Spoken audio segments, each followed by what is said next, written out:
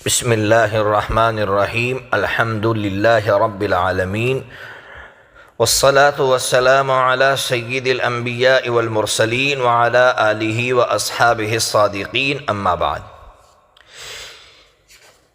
کچھ بھائیوں نے ابھی قریبی زمانے میں حضرت مولانا سلمان صاحب ندوی کا خط پڑھا ہوگا، جو حضرت مولانا نے افریقہ کی کسی عالم کے نام لکھا تھا، اور اس میں یہ لکھا تھا کہ آپ مبارکباد کے مستحق ہے کہ آپ امیر الجماع حضرت مولانا سعد صاحب کو اپنے یہاں بلا رہے ہیں وغیرہ وغیرہ، اور پھر اس میں آگے یہ لکھا کہ اصل تو امیر ہے اور شورا اس کے تابع ہوتی ہے۔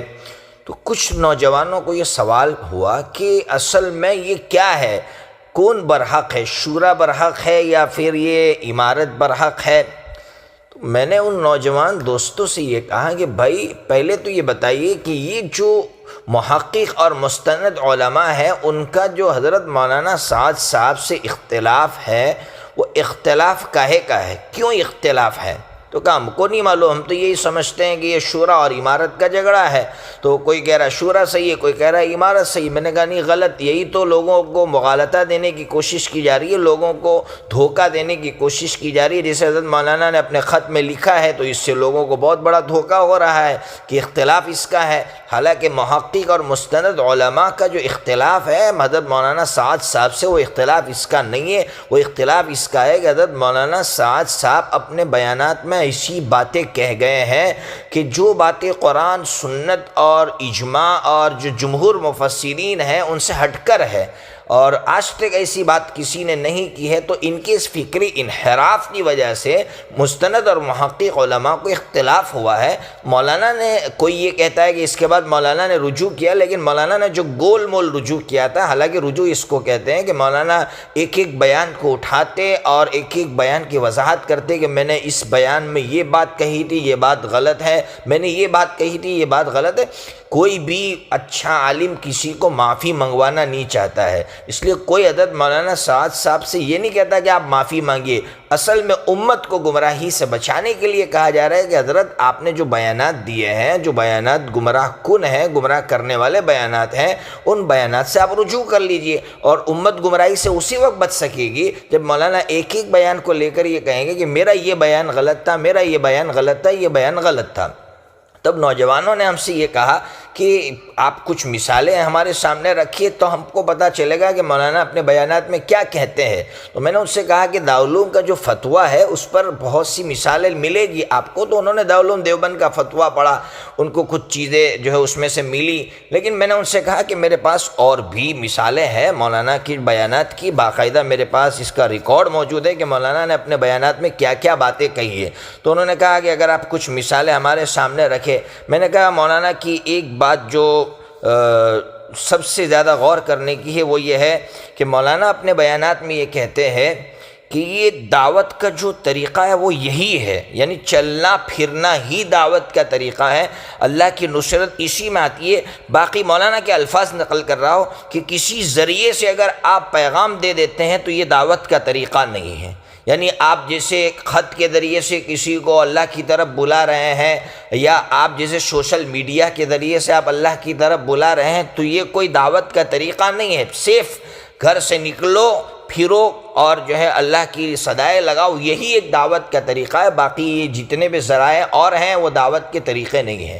تو پھر مولانا پر اعتراض ہوا کہ حضرت پھر تو نبی پاک صلی اللہ علیہ وسلم نے خطوط بھیجے تھے بادشاہوں کے نام، تو مولانا نے پھر کیا تعویل کی ہے، وہ تعویل میں نے ان نوجوان بھائیوں کو بتائی۔ مولانا نے کیا کہا کہ نبی پاک صلی اللہ تعالیٰ علیہ وسلم نے بادشاہوں کے پاس خط نہیں بھیجے، جماعت بھیجی ہے۔ مولانا کہہ رہے کہ وہ جماعت بھیجی ہے، خط نہیں بھیجا ہے۔ خط کے بارے میں مولانا کہہ رہے ان کو بطور ثبوت کے صرف خط دیے ہیں۔ ایک تھوڑا سا علم رکھنے والا نوجوان بھی کہے گا کہ حضرت مولانا یہ آپ کیا کہہ رہے ہیں، نبی پاک صلی اللہ علیہ وسلم نے خطوط بھیجے ہیں، وہ جماعت جا کر بادشاہوں کو دعوت نہیں دے رہی ہے، وہ خطوط پڑھے جا رہے ہیں۔ اگر جماعت بھیجی ہوتی تو جماعت جا کر دعوت دیتی، لیکن ایک مثال نہیں ملتی کہ جو پہلی بات تو کہ کون سی جماعت بھیجی، اس میں کتنے افراد تھے، مولانا بتا دے تو بہت مولانا کا کرم ہوگا، لیکن کوئی جماعت نہیں بھیجی، ایک دو افراد بھیجے ہیں آپ نے، وہ بھی ساتھ میں، چونکہ راستہ پر خطر ہوتا تھا تو ساتھ میں ایک ساتھی کا ہونا ضروری ہوتا تھا، تو کسی موقع پر آپ نے 2 ساتھی کو بھیجا، کسی موقع پر صرف ایک ہی صحابی کو بھیجا، کوئی جماعت نہیں بھیجی ہے، اور پھر اس جماعت نے جا کر دعوت دی ہو، ایسی کوئی مثال ملتی ہو، ایسی کوئی مثال نہیں ملتی، بلکہ نبی پاک صلی اللہ علیہ وسلم کے ان خطوط کو پڑھا گیا ہے، تو مولانا نے یہ تعویل کر دی، تو یہ ظاہر سی بات ہے، اس سے صاف سمجھ میں آیا کہ صرف دعوت کا وہ طریقہ نہیں جو مولانا بیان کر رہے ہیں، بلکہ دعوت کے اور بھی ذرائع ہیں جو دعوت اللہ میں آتے ہیں، اور اس پر اللہ کی نصرت بھی آتی ہے۔ مولانا کو ضد ہے کہ نئی دعوت اللہ کا ایک ہی طریقہ ہے، اور وہ طریقہ ہے پھرنا، نقل و حرکت، بس ایک ہی دعوت اللہ کا طریقہ ہے، باقی جتنے بھی ذرائع ہیں یہ دعوت کا طریقہ نہیں ہے۔ یہ بات مولانا نے کب کہی ہے، میں آپ کو پورے ثبوت کے ساتھ کہتا ہوں۔ بلند شہر کا جو اجتماع ہوا تھا 2018 میں ہوا ہے، تاریخ 1 دسمبر 2018 مغرب کی نماز کے بعد بلند شہر کے اجتماع میں مولانا نے یہ بات کہی ہے۔ یہ ایک مثال دی، اور بھی مثالیں میں دوں گا۔ حضرت مولانا کیا ایک اور بیان ہے جو بہت وائرل ہوا ہے، مولانا کے الفاظ ہی نقل کر دیتا ہوں تو آپ کو سمجھ میں آئے گا۔ مولانا نے مجلس نکاح جو ہے، نکاح کی ایک مجلس تھی، اس میں بیان کر رہے تھے، اجتماع اورنگ آباد کا ہے، 2018 کا 24 تاریخ ہے، دوسرا مہینہ ہے۔ حضرت مولانا کہہ رہے کہ شادیوں میں اسراف سے بچو، جتنا اسراف زیادہ اتنی اتنی اذیت زیادہ ہوگی۔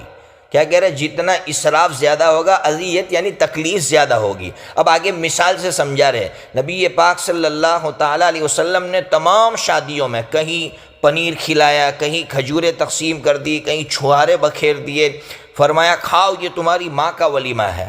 اب آگے مولانا فرما رہے آج اگر کوئی چھہارے کھلا دے ولیمے میں تو کوئی ولیمہ نہیں مانے گا، کوئی اس کو ولیمہ نہیں مانے گا، حالانکہ یہ عین سنت ہے، ایک شادی نہیں ساری شادیاں ایسی ہے۔ پھر آگے کہہ رہے سوائے حضرت زینب رضی اللہ تعالیٰ عنہ کی شادی کے کہ اس میں آپ صلی اللہ تعالیٰ علیہ وسلم نے روٹی کا انتظام کیا، حضرت زینب فخر کرتی تھی اس پر کہ میرے نکاح میں گوشت روٹی کا انتظام ہوا۔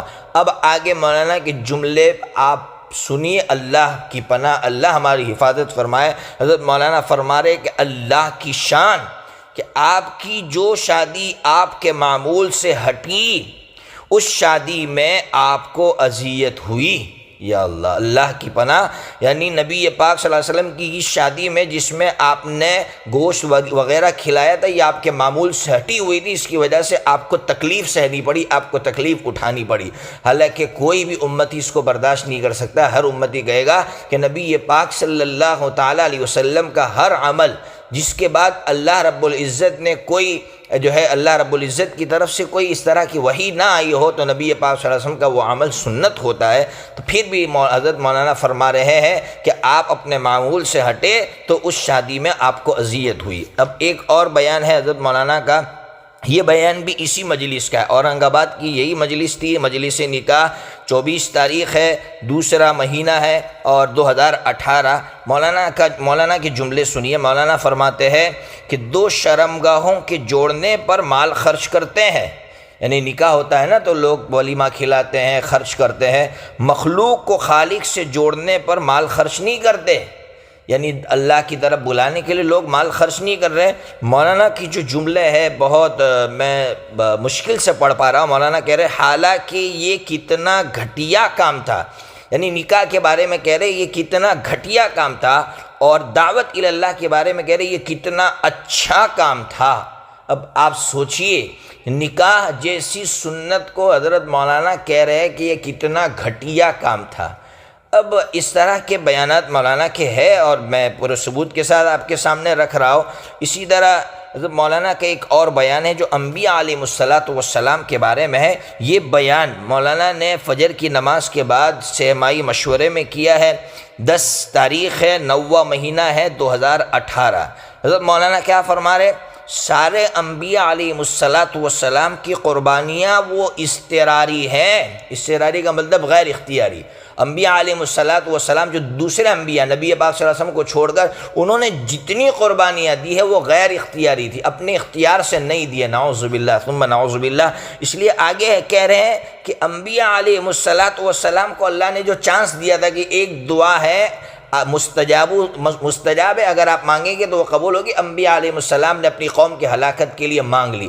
کیوں مانگ لی؟ بس وجہ یہی کہ ان کی جو قربانیاں تھی وہ اضطراری تھی، غیر اختیاری تھی، وہ اختیاری نہیں تھی۔ پھر کہہ رہے نبی پاک صلی اللہ تعالیٰ علیہ وسلم کی جو قربانیاں ہیں وہ سب اختیاری تھیں۔ آپ سوچئے انبیاء علیہ السلام کی شان میں کس طرح کی بات کہی جا رہی ہے۔ اس وجہ سے جو ہے علماء نے اختلاف کیا ہے، محقق مستند علماء نے ایسے ہی نہیں کیا ہے۔ اسی طرح مولانا کا ایک بیان ہے جو کیرلا جوڑ میں مولانا نے فجر کی نماز کے بعد دیا ہے، 28 تاریخ 10واں مہینہ 2018۔ مولانا کیا کہہ رہے وہ سنیے۔ اللہ کے جتنے احکام ہیں وہ فطری تقاضوں کے خلاف ہیں۔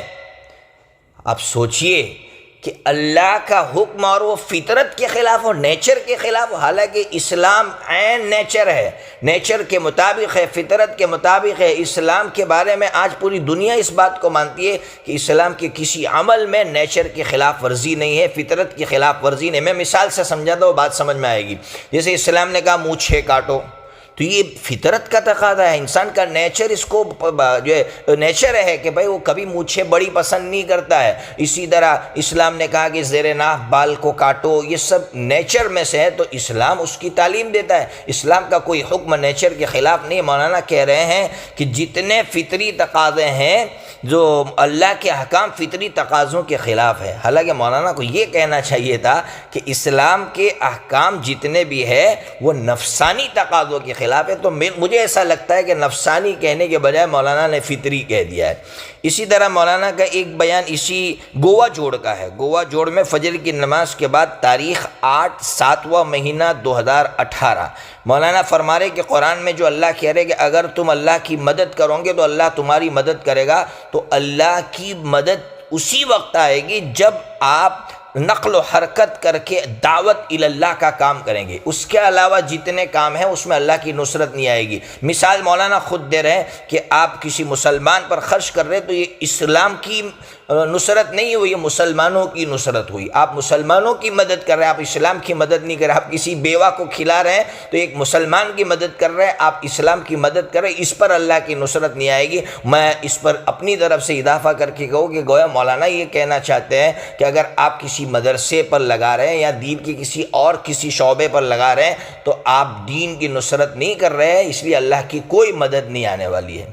اللہ رب العزت اور بھی بیانات ہیں اور بھی مثالیں ہیں بھرے پڑے ہیں۔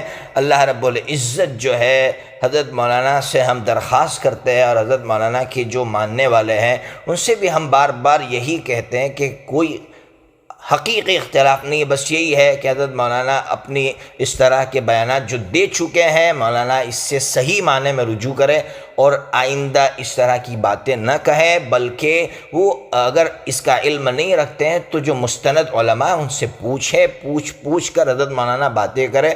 اللہ رب العزت صحیح سمجھ عطا فرمائے۔